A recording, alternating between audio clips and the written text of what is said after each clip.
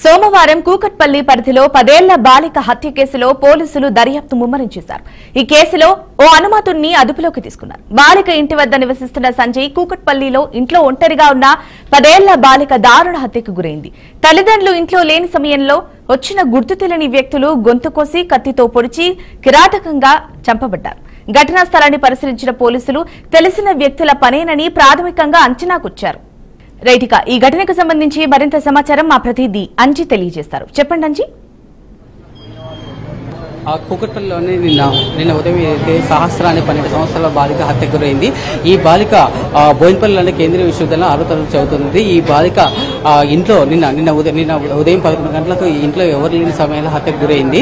అంటే ఈ ఇంటి సమీపంలోని సంజయ్ అనే వ్యక్తి మీద అనుమానం ఉంటుంటే కొందరు స్థానికులకు సమాచారం అందింది. పోలీసులు అతన్ని అదుపులో తీసుకున్నారు. అంటే సహస్ర 6వ తరగతి చదువుతుంది. 6వ తరగతి చదువుతున్న బాలికకి 24 కత్తిపోట్లు, అంటే మెడ మీద పొట్ట మీద మొత్తం 20 నుంచి 24 కత్తిపోట్లు ఉన్నట్లు పోలీసుల నుంచి సమాచారం అందింది. అంటే సంజయ్ అనే ఇప్పుడు పూర్తిగా హత్య చేశాడనేది కూడా స్థానికుల నుంచి కూడా సమాచారం ఉంది. అంటే ఈ బాలిక హత్య చేయాల్సిన అవసరం ఏముంది ఏంటి అనే దాని మీద పోలీసులు కానీ క్లూస్ టీమ్ కానీ డాగ్స్ కానీ పూర్తిగా విచారణ చేపట్టారు. అంటే విచారణ కూడా వేగవంతం చేస్తున్నట్టు స్థానిక డీసీపీ సురేష్ బాబు చెప్పారు.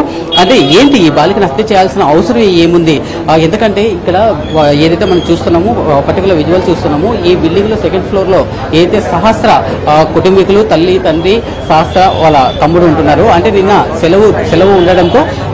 సెలవు ఉండడంతో బాలిక ఒంటరిగానే ఉంటుంది. తల్లిదండ్రులు వాళ్ళు ఏదైతే తండ్రి మెకానిక్ జీవనం సాగిస్తున్నారు, తల్లి ఒక ప్రైవేట్ ఆసుపత్రిలో టెక్నీషియన్ గా జీవనం సాగిస్తారు. అంటే ఇంట్లో ఎవరు లేని సమయంలో బాలిక ఒకటే ఉండడంతో గుర్తు తెలియని ఒక వ్యక్తి కానీ ఇంటి పక్కన ఉన్న సంజయ్ మీద అనుమానం ఉంటుందని స్థానికంగా చెప్తున్నారు. సంజయ్ 24 కత్తిపోట్లు జరిగినట్లు తెలుస్తుంది. అంటే 20 నుంచి 24 కత్తిపోట్లు చేయాల్సిన అవసరం ఏంది, ఇలాంటి వ్యక్తుల మీద కఠిన చర్యలు తీసుకుని స్థానికులు వాపోతున్నారు.